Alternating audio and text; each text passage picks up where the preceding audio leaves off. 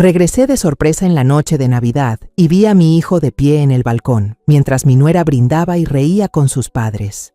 En ese momento entendí todo, así que lo consolé para que no hiciera una locura. A la mañana siguiente, me llevé a mi hijo, cambié todas las cerraduras y bloqueé las tarjetas de crédito. Ella se volvió loca cuando lo supo, pero antes de continuar, revisa si ya te suscribiste al canal y comparte en los comentarios desde dónde nos estás viendo. Nos encantaría saber hasta dónde llegan nuestras historias de venganza. Las ruedas giraban suavemente sobre la autopista que salía de Querétaro. Afuera, la noche ya había caído, pero el aire navideño iluminaba todo a su alrededor. A través de la ventanilla del coche, observaba las casas a ambos lados del camino, brillando con luces de colores y decoraciones. Los árboles de Navidad resplandecían detrás de las ventanas cálidas. En mi pecho se alzaba una sensación difícil de describir, la emoción de una madre a punto de regresar a casa, al abrazo de sus seres más queridos. Después de varios meses lejos por trabajo, sonreí, imaginando la escena dentro de mi casa en ese momento. Tal vez Santos, mi hijo, y Verónica, mi nuera, estaban sentados junto a la chimenea. Quizás estaban terminando de decorar el árbol o levantando sus copas de vino tinto, deseándose lo mejor en esa noche sagrada. Solo de pensarlo, el corazón de una madre como yo se sentía lleno. He dedicado toda mi vida a entrenar campeones, pero el mayor campeonato de mi vida ha sido ver a mis hijos felices. El coche dobló hacia el vecindario familiar, pero cuando disminuyó la velocidad frente a la puerta de mi casa, la sonrisa se borró de mis labios. Una sensación fría de inquietud se coló en mi mente. Mi casa era una masa oscura, silenciosa y sin señales de vida. Quizás habían salido a comprar regalos de último momento.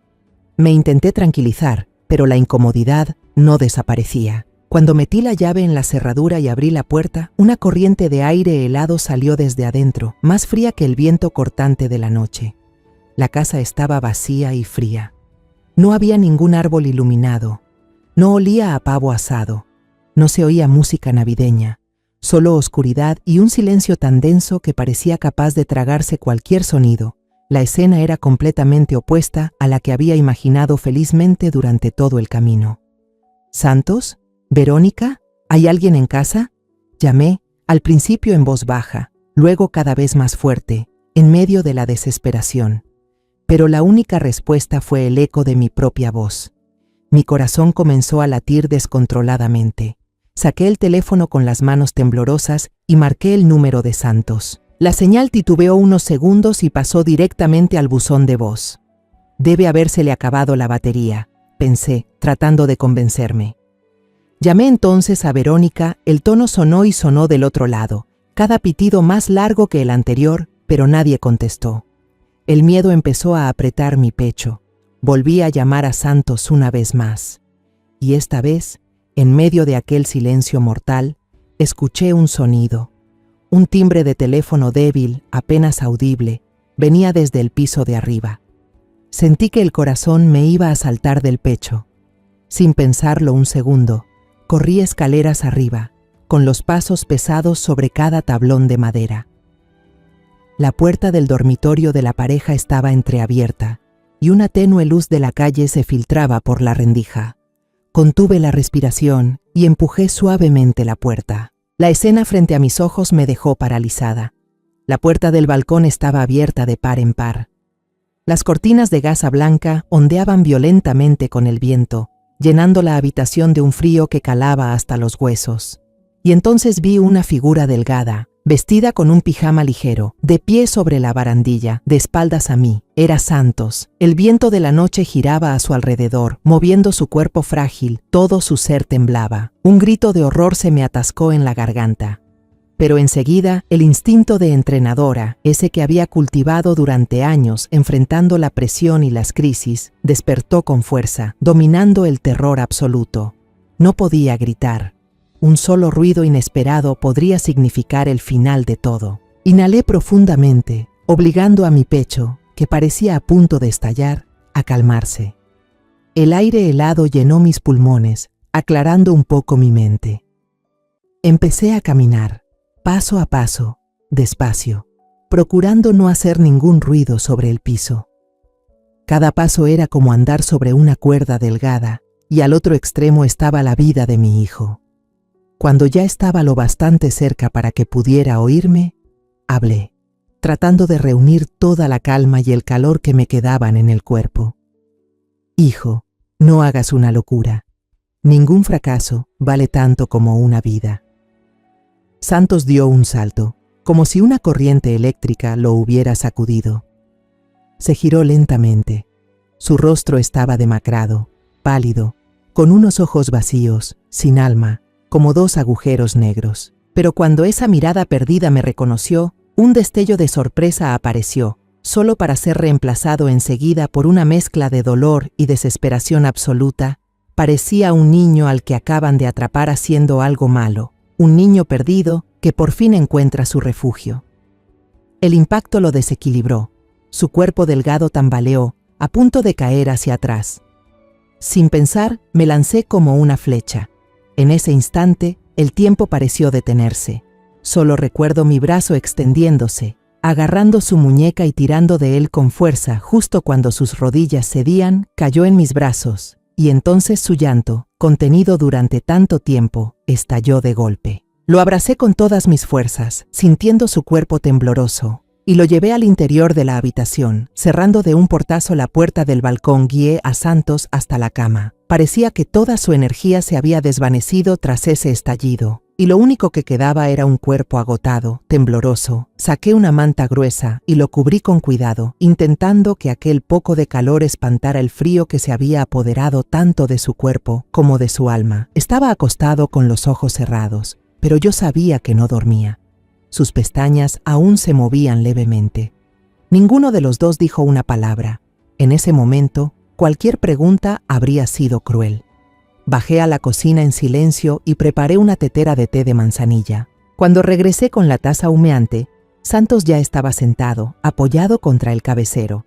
Le tendí la taza, pero sus manos temblaban tanto que no podía sostenerla.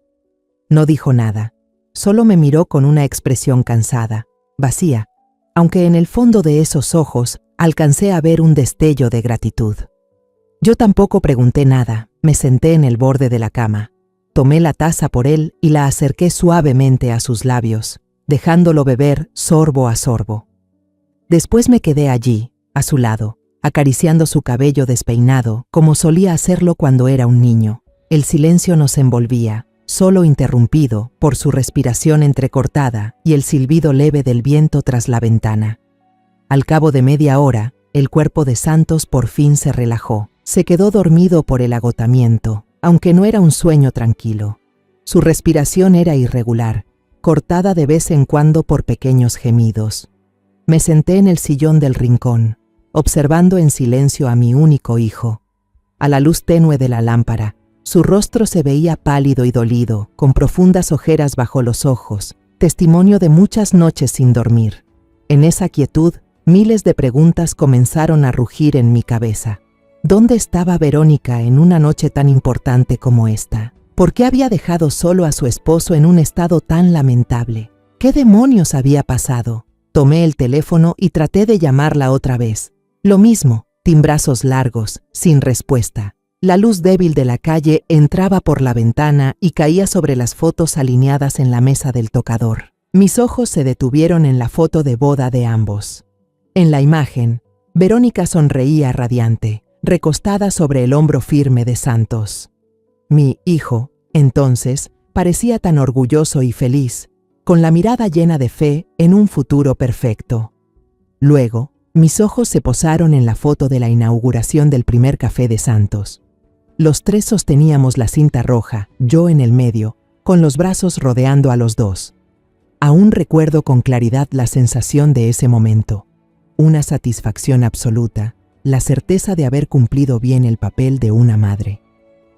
Miré mis manos endurecidas, las mismas que habían formado y entrenado a generaciones de atletas, trayendo incontables glorias al país. Pero también eran estas manos las que nunca habían sabido realmente tocar ni calmar el dolor que ardía en silencio dentro de mi hijo. Recordé el día en que Santos me anunció, lleno de alegría, que se casaría con Verónica. Qué feliz fui entonces. Verónica, una maestra dulce, de voz suave, siempre mostraba admiración por mi carrera y elogiaba sin cesar el talento empresarial de Santos. Parecía una musa salida de una novela, tan perfecta que costaba creerlo. Recuerdo una cena familiar en la que Verónica tomó la mano de Santos y frente a mí declaró que dejaría su trabajo. Quiero dedicarme por completo a cuidar de mi familia, para que Santos pueda concentrarse tranquilo en su carrera, dijo con los ojos brillantes. En ese momento tomé la mano de mi nuera, emocionada hasta las lágrimas, convencida de que mi hijo era afortunado por haber encontrado una esposa tan entregada, y luego recordé la última vez que llamé a casa, apenas 2 semanas atrás. Fue Verónica quien contestó, con esa voz dulce como miel. No se preocupe, mamá. Todo está bien aquí, Santos. Solo está un poco ocupado con el trabajo, pero está bien. ¿Bien? ¿A eso le llamaba bien? El remordimiento y la culpa me cayeron encima como una losa. ¿Dónde estaba yo mientras mi hijo se hundía poco a poco en la oscuridad? Andaba perdida entre viajes de entrenamiento al extranjero, torneos interminables y medallas relucientes, olvidando que la batalla más importante, la batalla por la vida de mi hijo, se libraba dentro de esta misma casa. Me levanté, me acerqué a la cama y acomodé la manta sobre Santos. La tristeza que sentía empezó a transformarse en algo más afilado, más frío. No podía permitirme seguir ahogándome en una culpa inútil. Lo que pasó, pasó. Ahora era el momento de actuar como una entrenadora. Era hora de analizar las causas, identificar al adversario y trazar una estrategia para ganar. Mis ojos recorrieron la habitación, buscando una pista, una respuesta. Entonces se detuvieron en el teléfono de Santos, boca abajo sobre la mesita de noche. Estaba inmóvil, pero algo en mí me decía que guardaba una verdad. Era la única pista en la habitación. Después de un breve momento de duda, lo tomé con decisión. Mis dedos rozaron la superficie fría del vidrio. La pantalla se encendió al instante, sin pedir contraseña, y lo que apareció ante mis ojos fue la interfaz de una red social aún abierta. El video de una transmisión en vivo acababa de terminar. Casi por instinto toqué el botón de reproducir. Al principio, la imagen estaba distorsionada. El sonido llegó antes que la imagen. Música estridente, risas, el bullicio de una multitud. Luego la imagen se estabilizó, temblorosa, siguiendo los movimientos de quien sostenía la cámara. Lo primero que vi fue un enorme árbol de Navidad, casi tocando el techo, decorado con cientos de esferas doradas brillantes y cintas rojas profundas, resplandecía, lleno de vida, un contraste amargo con el árbol desnudo y silencioso que había visto fugazmente en mi sala. La cámara giró y mostró una mesa repleta de manjares, un pavo dorado, jamón ahumado cortado en finas rodajas y botellas de champaña espumando dentro de cubos de plata. Entre la multitud ruidosa, la cámara por fin se detuvo y enfocó a una mujer. Y por un instante casi no la reconocí. Era Verónica, pero no la Verónica que yo conocía. No era la maestra Dulce, de vestidos sencillos y recatados. La mujer del video llevaba un vestido Chanel color esmeralda, elegante y ajustado, que resaltaba unas curvas que jamás había visto en ella. Estaba riendo a carcajadas, con la cabeza apoyada en el hombro de un hombre con traje impecable, a quien yo nunca había visto antes. La mano de ese hombre descansaba con aire posesivo sobre la cintura de Verónica, y ella no mostraba la menor intención de apartarla. Al contrario, lo aceptaba, incluso se inclinaba ligeramente hacia él. Subí con cuidado el volumen, solo lo suficiente para escuchar por encima de la música. La voz del hombre sonó burlona. ¿Y tu marido, hermosa? ¿Sigue ocupado con ese imperio cafetero que está a punto de venirse abajo? Todos los que estaban alrededor estallaron en carcajadas. Esa risa fue como agujas clavándose directo en mi corazón. Verónica dio un sorbo a su copa de champaña, los labios rojos curvándose en una sonrisa que nunca antes le había visto, dulce y venenosa al mismo tiempo, escalofriante. «¿Quién sabe?», respondió con voz aguda. «Debe estar en algún rincón de esa casa oscura lamiéndose sus miserias. En serio, ese tipo es un inútil, no sirve para nada». Sentí la sangre helarse en mis venas. Mi nuera acababa de llamar a mi hijo, su esposo, un inútil frente a todo el mundo. Otra mujer del grupo, vestida con un traje de plumas intervino con un tono de falsa compasión. Pobrecita, Verónica tener que soportar a un perdedor así. Esta vez, Verónica rió aún más fuerte, moviendo la cabeza con energía, como si acabara de oír el chiste más gracioso del mundo. Estoy a punto de volverme loca. Gracias a Dios que mis padres organizaron esta fiesta, si no, me habría asfixiado en esa morgue. ¿Morgue? Acababa de llamar morgue a la casa que mi hijo construyó con tanto esfuerzo, la misma donde ella vivía. Debajo del video, los comentarios corrían sin parar, como buitres despedazando una presa. ¡Qué hermosa estás! Déjalo ya, búscate a alguien mejor. ¿Quién es el tipo que está contigo? ¡Qué pareja tan linda! Justo en ese momento, la señora Alma, la madre de Verónica, apareció en el encuadre. Tenía una bandeja de postres en las manos, miró a su hija con ternura, luego lanzó una mirada al hombre que la abrazaba por la cintura, y su expresión no mostró la menor desaprobación. No veía nada malo en ello. «Querida», dijo con voz melosa, «no pienses más en ese fracasado. No vale la pena. Esta noche diviértete. Te mereces cosas mucho mejores». Alma le ofreció un pastelito, mirándola con compasión y total aprobación. Un escalofrío recorrió mi espalda. Esto no era una simple traición por debilidad momentánea. Era un plan, una farsa sostenida y encubierta por toda su familia. Ellos lo sabían todo. Sabían que mi hijo estaba sufriendo. Sabían que su negocio estaba en crisis. Y no solo no les importaba, sino que celebraban su caída. La fiesta seguía con risas y copas chocando. Aparté la vista de la pantalla brillante del teléfono y miré el rostro pálido y abatido de mi hijo dormido. Una furia contenida empezó a arder dentro de mí. El video continuó unos minutos más. Verónica y aquel desconocido bailaban una salsa provocativa en medio de la sala. Parecían una pareja de amantes de toda la vida, más que dos simples conocidos. Finalmente, ella tomó el teléfono que transmitía en directo y giró la cámara hacia sí misma. Ella sonrió ampliamente, con la sonrisa de alguien que ha ganado, y lanzó un beso al aire frente a la cámara. «Feliz Navidad a todos», dijo con voz alegre. «Ahora tengo que seguir divirtiéndome. Adiós». La pantalla se apagó de golpe. Solo quedó un silencio aterrador en la habitación. Dejé el teléfono de Santos sobre la mesa, pero mis manos seguían apretadas con tanta fuerza que los nudillos se me pusieron blancos.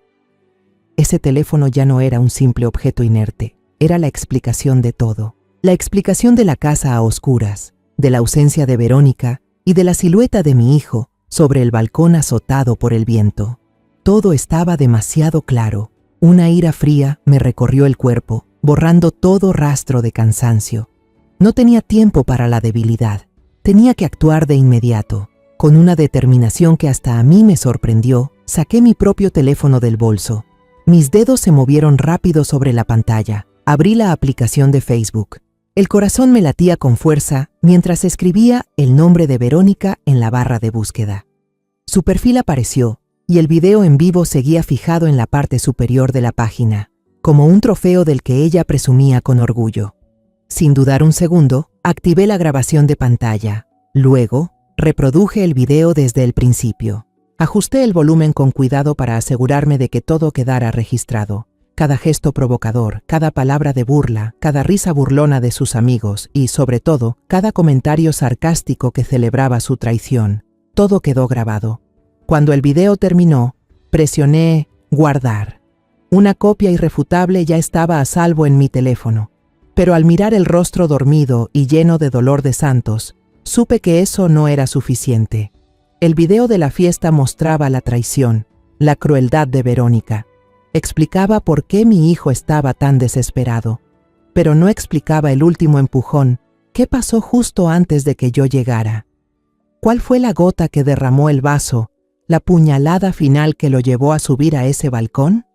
Entonces un recuerdo destelló en mi mente. Años atrás, cuando Santos empezó a expandir su cadena de cafés y viajaba con frecuencia por trabajo, me preocupé por la seguridad de la casa. Fui yo quien insistió en instalar un sistema de cámaras de seguridad moderno, con acceso remoto desde el teléfono. En aquel momento, Verónica se rió, diciendo que exageraba, pero ahora, el presentimiento de madre que tuve entonces podría ser la clave de todo. Abrí la aplicación del sistema de cámaras en mi teléfono. La interfaz familiar apareció con las distintas vistas.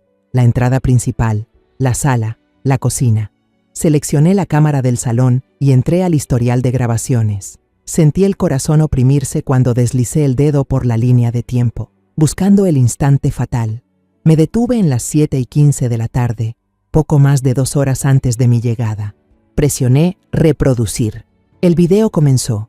Santos estaba sentado, encorvado en el sofá, con su pijama gris y la cabeza entre las manos, completamente derrotado, y allí estaba Verónica. Ya llevaba puesto el deslumbrante vestido verde esmeralda de Chanel, caminando de un lado a otro frente a Santos como una fiera enjaulada. El sonido grabado era tan nítido que resultaba aterrador.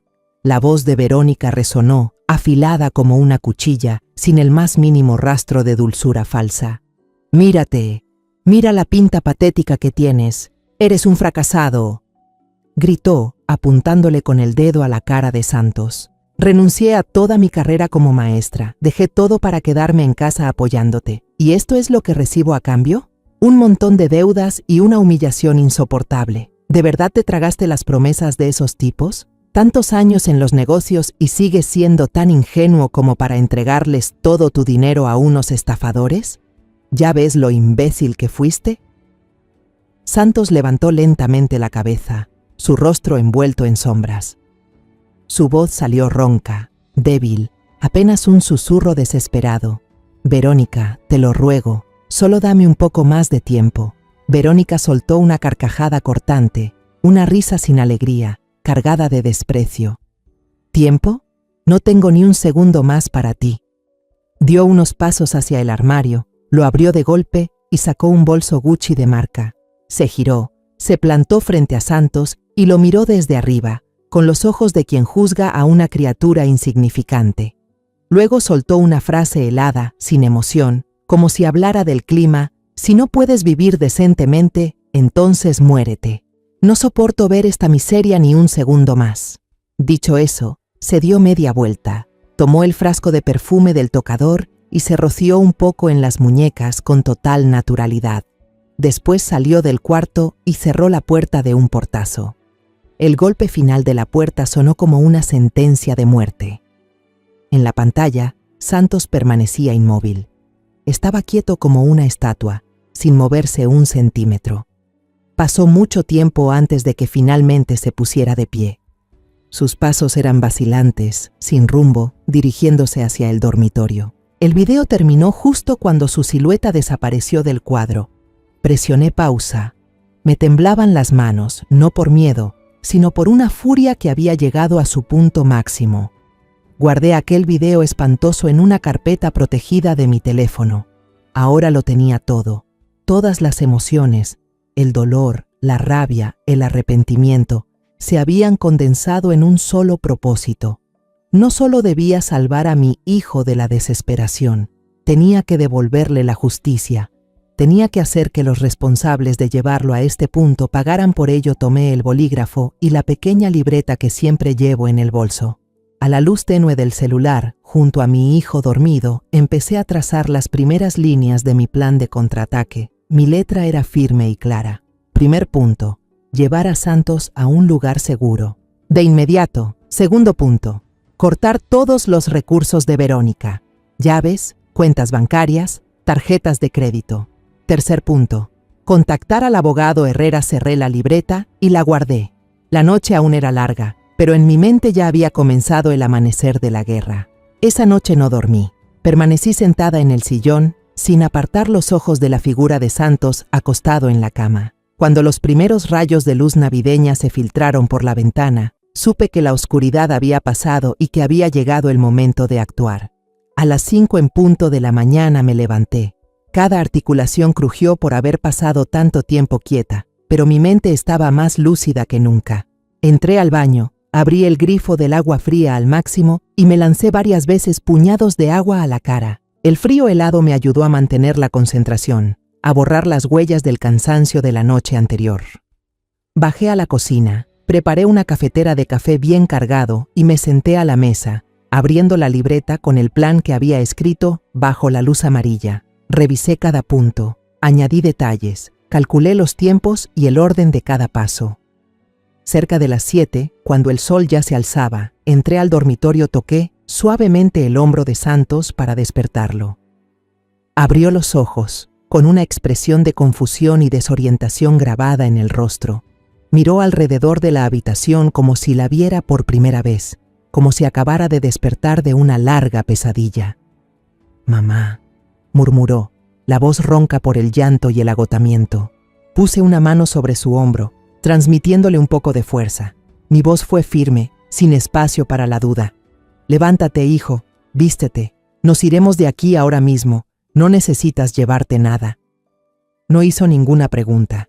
No quiso saber a dónde iríamos, ni por qué teníamos que hacerlo. Simplemente se levantó y me obedeció como un autómata. Su obediencia absoluta, en ese momento me partió el corazón. Mi hijo, un empresario que alguna vez fue seguro y decidido, ahora no era más que una sombra de sí mismo. Mientras Santos se vestía, di una vuelta por la casa. Cada paso que daba tenía un propósito. Fui hacia la esquina de la sala y desconecté el módem del Wi-Fi. Luego caminé hasta el cuadro de fusibles cerca de la puerta y bajé el interruptor del sistema de cámaras de seguridad. Las pantallas del monitor se apagaron, pero dejé las cámaras en su sitio, como una advertencia silenciosa para quien regresara. Cuando salimos por la puerta principal, Santos se detuvo de pronto. Se giró para mirar la casa. Vi en sus ojos la mezcla de nostalgia y dolor. Le tomé el brazo con firmeza y dije con voz decidida: «No mires atrás, Santos, tu vida está adelante». Antes de cerrar la puerta de un golpe, saqué una pequeña hoja de notas de mi bolso y con mi bolígrafo escribí 2 frases breves con mi letra firme. «No nos busques, todo ha terminado». La pegué cuidadosamente en la puerta, en un lugar bien visible. No era una explicación, era una declaración. Subimos al coche, encendí el motor y conduje sin mirar atrás ni una sola vez.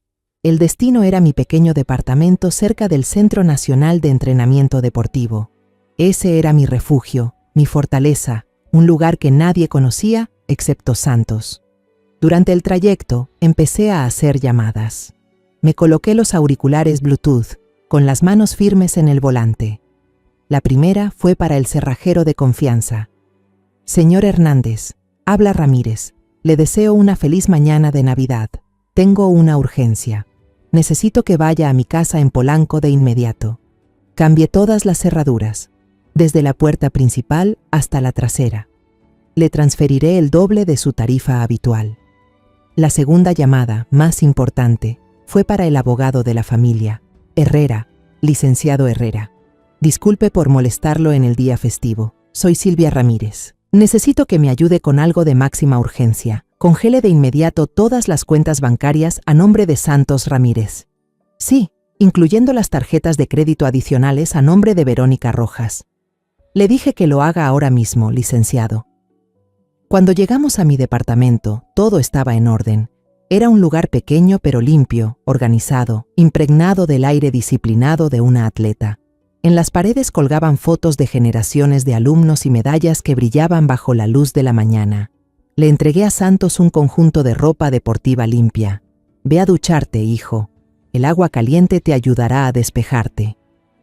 Mientras él se bañaba, preparé un desayuno simple pero nutritivo: huevos revueltos, pan integral tostado y un vaso de jugo de naranja recién exprimido. Sabía que no tendría apetito, pero lo obligaría a comer. Su cuerpo necesitaba energía para luchar, y entonces llegó lo que esperaba. El teléfono de Santos empezó a sonar sin parar. Miré la pantalla. 2 palabras parpadeaban: «Esposa querida», tan falsas y repugnantes que daban náusea. Seguramente ella ya habría terminado la fiesta y estaría de camino a casa. Tomé el teléfono sin dudar un segundo y lo apagué. Luego hice lo mismo con el mío.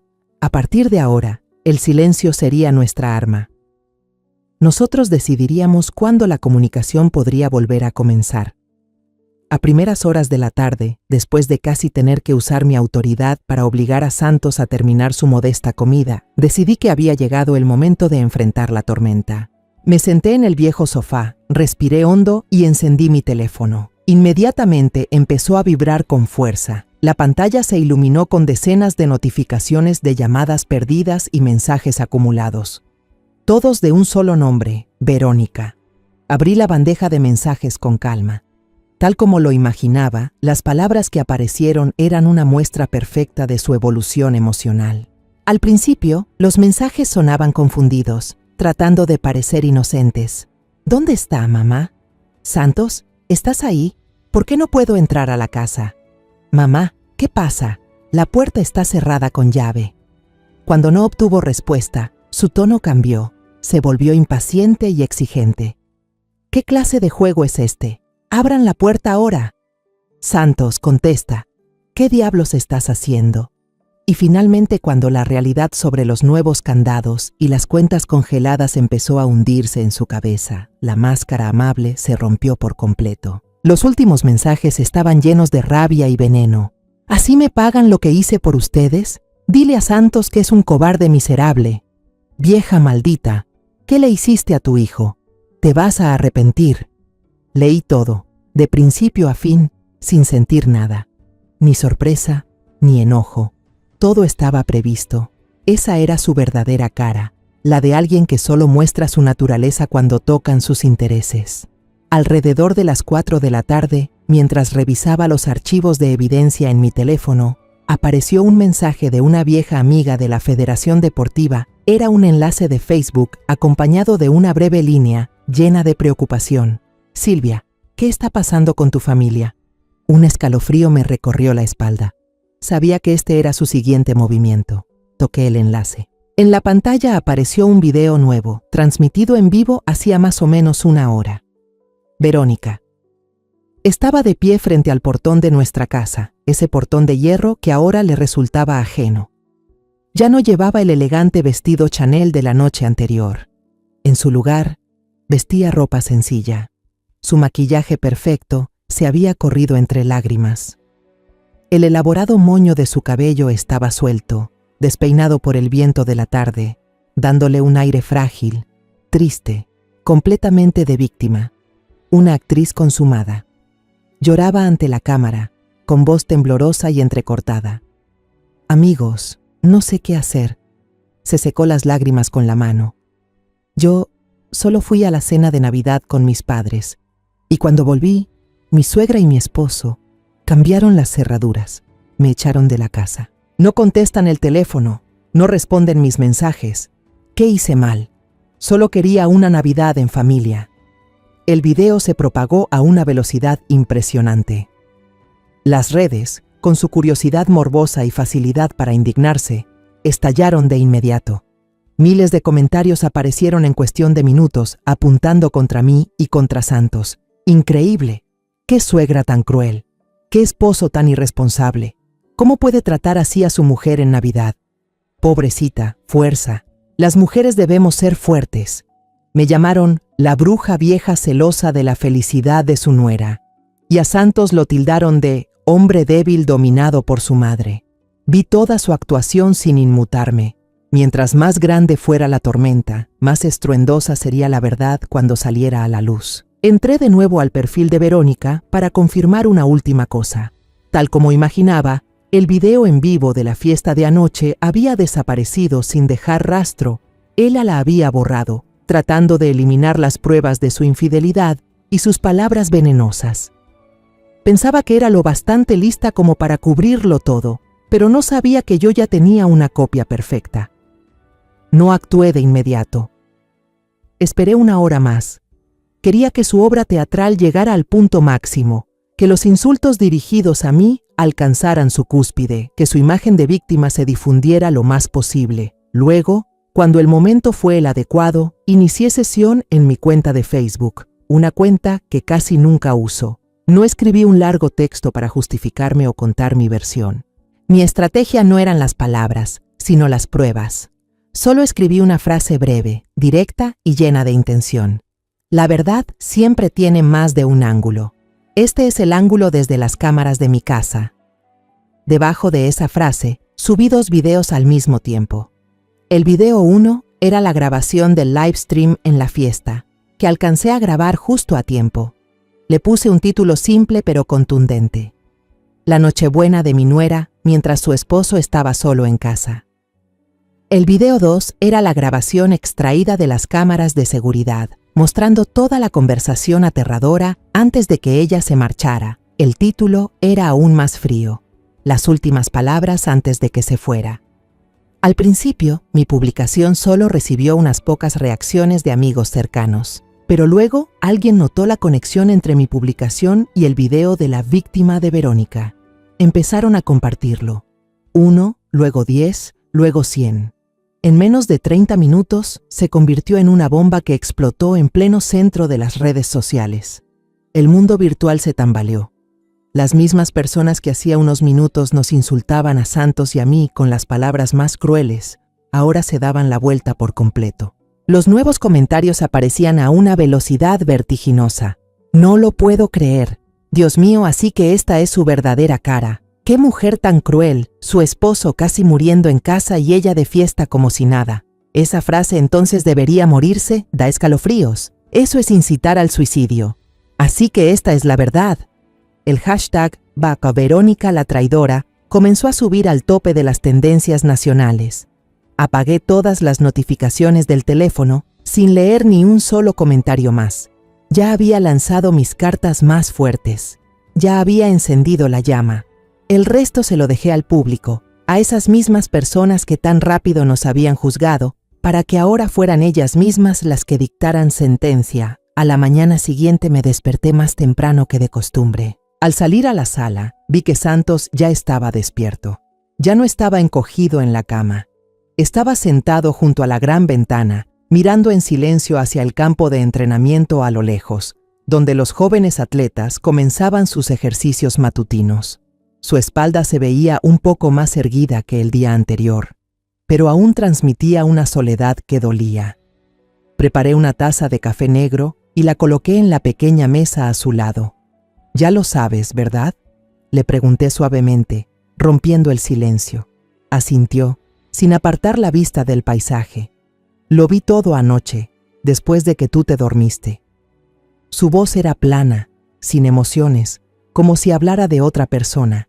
Esa calma era más aterradora que cualquier llanto. Miré su laptop abierta sobre la mesa.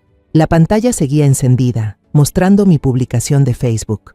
Los 2 videos parecían haberse reproducido una y otra vez sin parar. Había visto la traición descarada de su esposa, había escuchado las palabras más crueles y había revivido el momento en que la mujer que amaba lo empujó al borde de la muerte. Arrastré una silla y me senté frente a él. «¿Cómo te sientes ahora?», pregunté. Santos guardó silencio por un largo rato, muy largo. Finalmente, volvió la mirada hacia mí.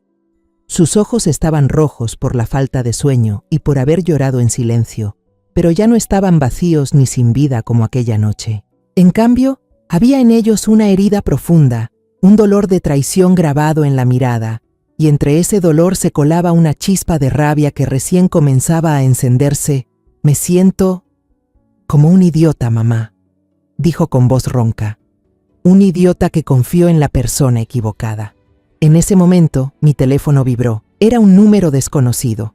Miré a Santos y decidí ponerlo en altavoz. Al otro lado se escuchó de inmediato la voz dulce y fingida de Alma, la madre de Verónica. «Señora Silvia, hola, seguramente todo esto es un malentendido. Mi hija Verónica todavía es muy joven, a veces bromea de más». No la dejé terminar.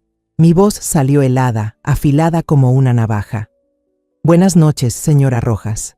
Su hija no estaba bromeando, y mi hijo mucho menos. Aquella Nochebuena, él estaba de pie en el balcón y casi acaba con su vida si yo no hubiera llegado a tiempo.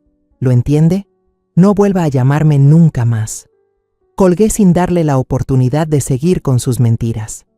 Justo después, como si todo estuviera planeado, el teléfono de Santos empezó a recibir una serie de mensajes. Los 2 nos inclinamos a leerlos. El primero era de Verónica, lleno de súplicas y dramatismo, una escena mal actuada. «Santos, perdóname, de verdad estuve mal. Solo estaba muy estresada, por eso dije tonterías. Vuelve a casa, empecemos de nuevo, ¿sí?». Al no recibir respuesta, el segundo mensaje cambió de tono, ahora con amenazas. Si no vuelves, no me culpes. Le diré a la prensa que tu madre planeó todo, que te manipula y te tiene encerrado. A ver quién te cree entonces. Y cuando las amenazas tampoco surtieron efecto, volvió al sentimentalismo. El tercer mensaje era una foto vieja de ambos, tomada durante su luna de miel en Cancún. Se los veía felices. Acompañaba la imagen con una frase: ¿ya olvidaste todos esos recuerdos hermosos? Te amo, Santos. Cada mensaje era como una cuchillada más, profundizando la herida abierta en el alma de Santos. Lo vi apretar los puños hasta que los nudillos se le pusieron blancos. Su silencio no era debilidad, era el esfuerzo por contener una furia que crecía dentro de él. Finalmente, al ver que los mensajes no daban resultado, Verónica llamó. Santos me miró, buscando una respuesta. Solo asentí en silencio, dándole permiso para contestar. Él respiró hondo, presionó el botón de responder y activó el altavoz. La voz de Verónica sonaba entre sollozos desgarradores. Una actuación que, de no haber visto los 2 videos anteriores, tal vez hasta a mí me habría conmovido. Santos, ¿dónde estás? ¿Cómo puedes hacerme esto? Las redes sociales me están destruyendo. Todos me odian. Están arruinando mi vida. Santos permaneció en silencio. Solo se escuchaba su respiración pesada, agotada.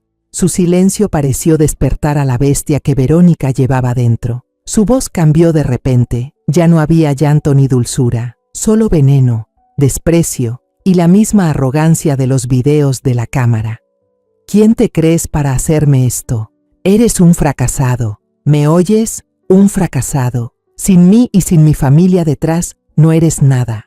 ¿De verdad crees que puedes vivir sin mí? Esa fue la gota que colmó el vaso. El instante en que toda la fragilidad y la duda dentro de Santos se desintegraron en cenizas, tomó el teléfono con firmeza, y por primera vez en 2 días, su voz sonó clara, firme y helada. Verónica, escucha bien, en algo tienes razón. No puedo vivir contigo, sobre todo después de que quisiste que muriera. No vuelvas a contactarme nunca más.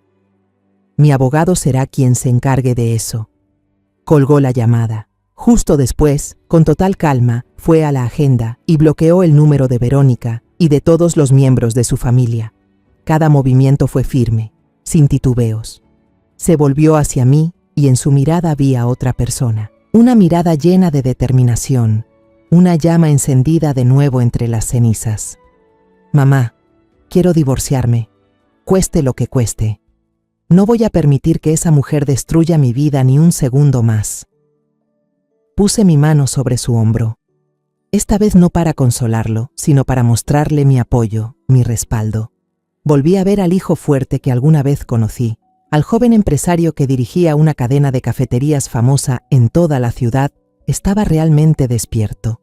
A la mañana siguiente estábamos en la oficina del abogado Herrera. Era un hombre de más de 60 años, con el cabello entrecano perfectamente peinado y una mirada aguda tras unas gafas de montura carey. Había sido el asesor legal de nuestra familia desde que mi esposo vivía, alguien en quien confiaba plenamente. No hubo saludos innecesarios. Puse directamente mi teléfono sobre la mesa de madera reluciente. Esto es todo lo que tenemos, licenciado. Conecté el teléfono a la pantalla grande de la sala y le mostré los 2 videos, uno tras otro. La habitación quedó en un silencio absoluto. Solo se escuchaban las risas falsas de la fiesta y la voz venenosa de Verónica. Vi cómo la mandíbula del abogado Herrera se tensaba al escuchar la última frase de ella. Luego le mostré toda la cadena de mensajes, desde las súplicas hasta las amenazas. Santos, por su parte, empujó hacia adelante una carpeta cuidadosamente ordenada. Su voz aún era débil, pero hablaba con claridad.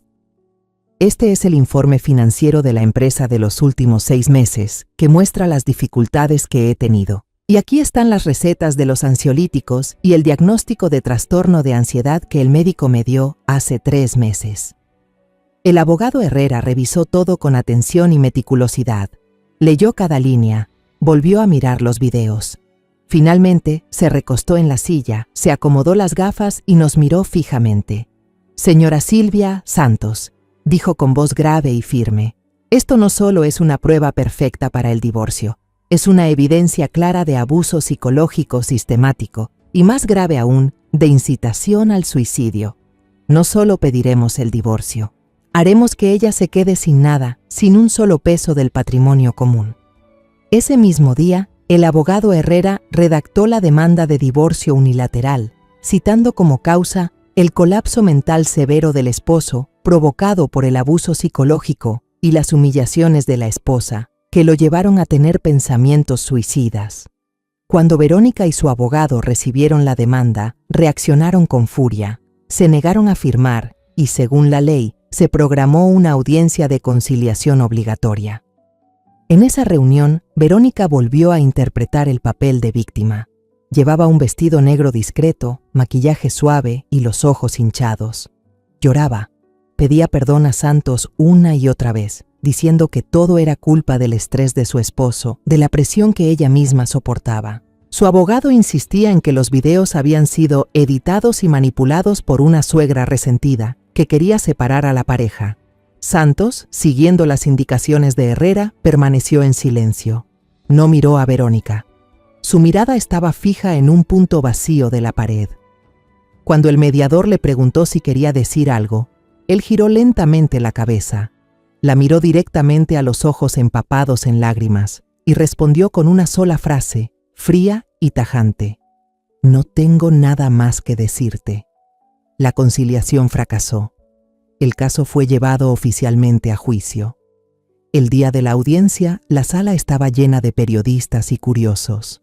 El caso se había convertido en el centro de atención mediática por las feroces batallas en redes sociales. Santos y yo nos sentamos juntos, tranquilos y en silencio. Del otro lado, Verónica estaba sentada junto a sus padres y su abogado. Seguía interpretando el papel de víctima, con el rostro demacrado, y de vez en cuando se secaba las lágrimas con un pañuelo. El abogado de Verónica comenzó intentando desprestigiarme, pintando el retrato de una suegra autoritaria, controladora, que siempre se entrometía en la vida privada de su hijo y sentía celos de su nuera. Trató de encaminar la historia hacia una tragedia familiar provocada por los conflictos entre suegra y nuera. Cuando llegó su turno, el abogado Herrera se levantó con calma. No respondió a esas acusaciones sin fundamento, solo se dirigió al juez y habló con solemnidad. «Su señoría, no discutiremos con palabras vacías. Dejaremos que las pruebas hablen por sí solas».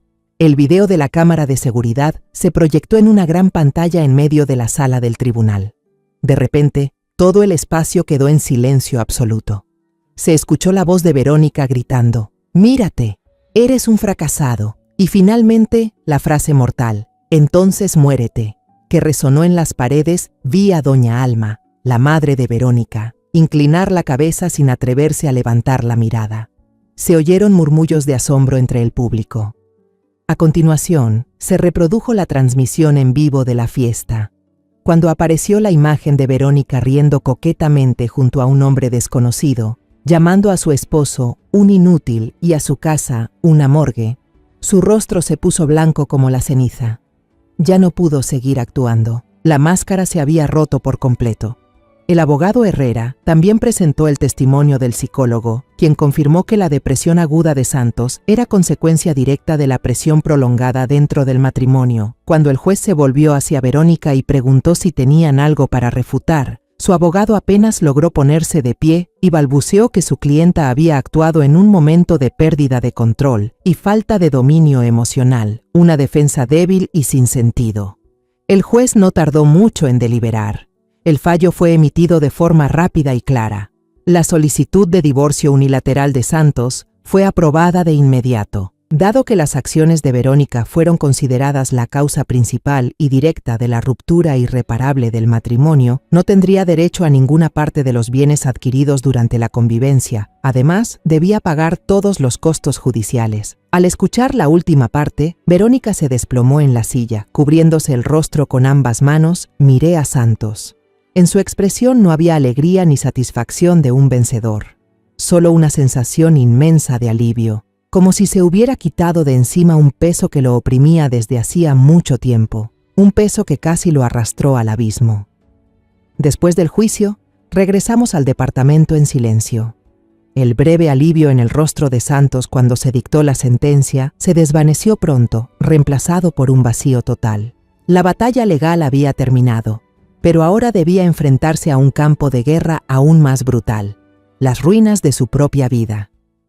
En los días siguientes, se encerró en su habitación. La puerta permanecía siempre cerrada, convirtiendo el cuarto en un capullo de desesperación.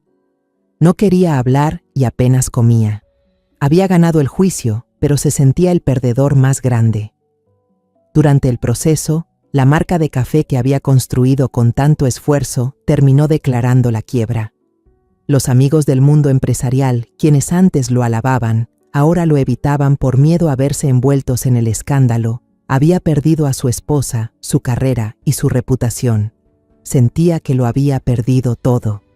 Una noche, le llevé un tazón de sopa caliente y empujé la puerta para entrar. Lo vi sentado frente a la pantalla de su laptop, pero no estaba viendo noticias ni redes sociales. Estaba mirando fotos viejas, y no eran fotos de Verónica, sino imágenes de los primeros días de su negocio, ese Santos de antes, radiante, lleno de energía, posando junto a su primera máquina de café, sonriendo con sus primeros empleados. Cuando me vio, cerró la computadora de golpe, como si lo hubiera sorprendido haciendo algo vergonzoso. «Todo ya no tiene sentido, mamá», dijo con una voz amarga.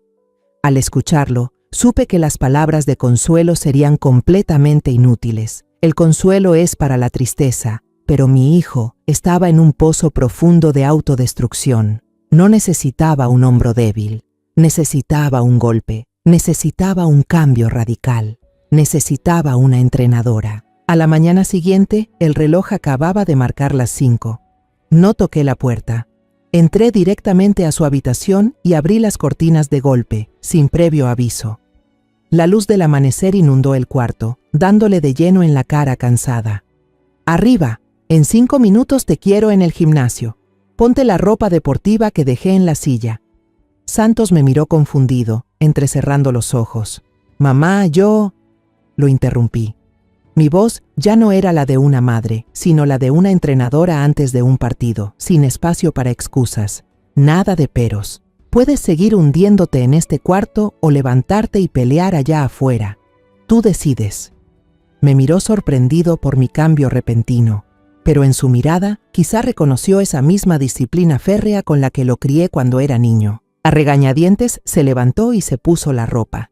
El primer día fue un desastre. Su cuerpo estaba demasiado débil tras meses de estrés y abandono. Apenas logró correr media vuelta a la pista antes de detenerse, jadeando, con las manos en las rodillas y a punto de vomitar. Mis jóvenes atletas lo observaban con curiosidad, probablemente preguntándose quién era ese hombre tan deshecho. No me importó. Solo le pasé una botella de agua y le dije: «Mañana correrás media vuelta más».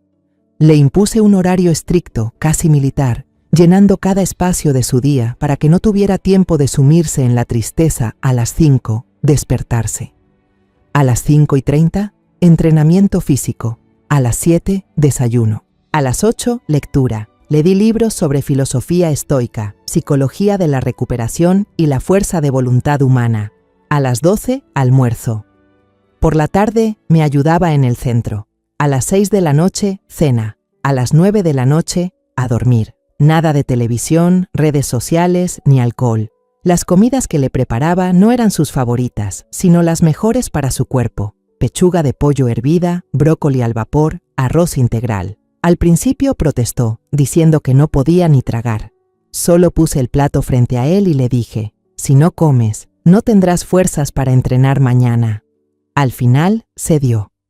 Le asigné las tareas más simples en el centro: acomodar las pesas, limpiar las colchonetas, preparar bebidas con electrolitos para los atletas. Quería que recuperara su valor a través de las acciones más pequeñas, sudando por esfuerzo físico, sirviendo a otros. Una noche, durante la cena, le hablé con seriedad. «Santos, si quieres seguir viviendo, empieza de nuevo. Pero esta vez, no vivas para demostrarle nada a nadie, ni siquiera a mí. Vive para no volver a arrodillarte ante la humillación, nunca más». El cambio no fue inmediato. Fue un proceso lento y doloroso. pero poco a poco vi pequeños destellos. Su cuerpo volvió a tonificarse. Empezó a conversar más con los jóvenes atletas, a preguntarles sobre sus técnicas, sus sueños, sus metas. El verdadero punto de quiebre llegó una tarde. Una pequeña gimnasta, mientras practicaba en las barras asimétricas, se dislocó el brazo y cayó al tapete. La niña gritó de dolor. Mientras todos aún estaban confundidos, Santos, con sus conocimientos sobre deportes, corrió rápidamente hacia allá. Con calma tranquilizó a la niña, le acomodó la articulación con movimientos precisos y luego le puso hielo en la hinchazón antes de que llegara el médico del equipo. La niña dejó de llorar y lo miró con sus grandes ojos llenos de confianza y gratitud. Gracias, señor Santos.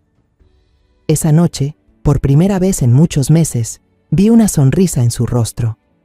Una sonrisa de verdad, no forzada. Me miró y dijo, ayudar a esa niña. Me hizo sentir útil, mamá.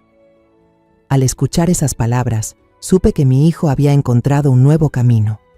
No necesitaba reconstruir un imperio cafetero lleno de brillo. Necesitaba reconstruirse a sí mismo. Pasaron algunos años. De ayudar con pequeñas cosas en el centro, Santos empezó a estudiar más a fondo fisioterapia y rehabilitación después de lesiones. Se inscribió en cursos nocturnos, leía libros sin descanso y finalmente obtuvo los certificados necesarios. Empezó con una clase pequeña, usando la sala de mi apartamento como su primer lugar de entrenamiento. Sus clientes no eran personas ricas, sino niños con lesiones deportivas o problemas de movilidad cuyas familias no podían pagar centros costosos. Ese trabajo no le daba la riqueza de antes. Conducía un coche viejo, vivía en un departamento modesto desde que se mudó solo, pero por primera vez en su vida lo veía realmente feliz. La luz en sus ojos había vuelto, pero no era la luz de la ambición o del dinero, sino la de la paz y un propósito noble. Había encontrado su propio campeonato. Muchos años han pasado desde aquella noche fatídica. Volvimos a la antigua casa, pero ya no es la casa del pasado. Fue remodelada, pintada con un tono crema cálido y luminoso, muy distinto del gris frío de antes. El jardín también fue cuidado otra vez, lleno de flores en lugar de abandono. Esta noche vuelve a ser Nochebuena, y estoy de pie en el balcón, ese mismo balcón. Pero no estoy aquí para mirar abajo con miedo. Estoy colgando con cuidado guirnaldas de luces de colores. No intento olvidar ni borrar su recuerdo. Al contrario, quiero enfrentarlo y convertir este lugar, que alguna vez fue símbolo de desesperación, en un símbolo de renacimiento. Un lugar donde antes reinaba la oscuridad, pero que finalmente fue vencido por la luz. El viento nocturno sigue siendo frío, pero ya no siento el hielo que una vez me atravesó hasta los huesos. En su lugar hay una paz profunda. La puerta del balcón se abre suavemente. Santos sale, sosteniendo 2 tazas de chocolate caliente, el vapor elevándose en el aire helado. Ahora es un hombre adulto, fuerte. El tiempo y las experiencias han dejado algunas líneas en su rostro, pero su mirada es clara y serena, una serenidad que ningún dinero ni fama pueden comprar. Me pasa una taza. Para ti, mamá. Luego coloca con cuidado una pequeña vela encendida sobre la barandilla. La llamita cálida danza con el viento. ¿Para qué es eso, hijo?, le pregunto con curiosidad. Me mira, con una sonrisa tranquila en los labios. Si no hubieras vuelto esa noche, yo no tendría el hoy que tengo. Esta vela es para darte las gracias, mamá. Y también para recordarme que incluso en la noche más oscura, siempre hay una pequeña luz esperando en algún lugar. Sonrío, sintiendo un nudo en la garganta. Pongo mi mano sobre su hombro, un gesto firme de orgullo. Mamá siempre llega a tiempo, solo si su hijo le dice que la necesita. Nos quedamos juntos, en silencio, mirando las luces navideñas que iluminan toda la calle. La música alegre de Navidad llega desde la casa vecina. Una verdadera paz, una tranquilidad que nos costó muy caro conseguir. De repente pensé en Verónica. A veces, por medio de algunos viejos amigos, aún me llegan pequeñas noticias sobre ella. Después del escandaloso juicio, trató de reconstruir su imagen, convirtiéndose en una persona influyente en las redes sociales, hablando sobre el feminismo y la independencia, pero el pasado, como un fantasma, sigue persiguiéndola. En cada publicación hay alguien que le recuerda aquella historia de hace años. Dicen que se ha casado varias veces, pero su vida sigue siendo inestable, siempre persiguiendo valores materiales y superficiales. No siento satisfacción, ni tampoco rabia. Solo una vaga sensación de lástima. Ella misma destruyó su vida por valores equivocados, por elegir la vanidad en lugar del amor verdadero. Santos, de pronto, se volvió hacia mí, rompiendo el hilo de mis pensamientos.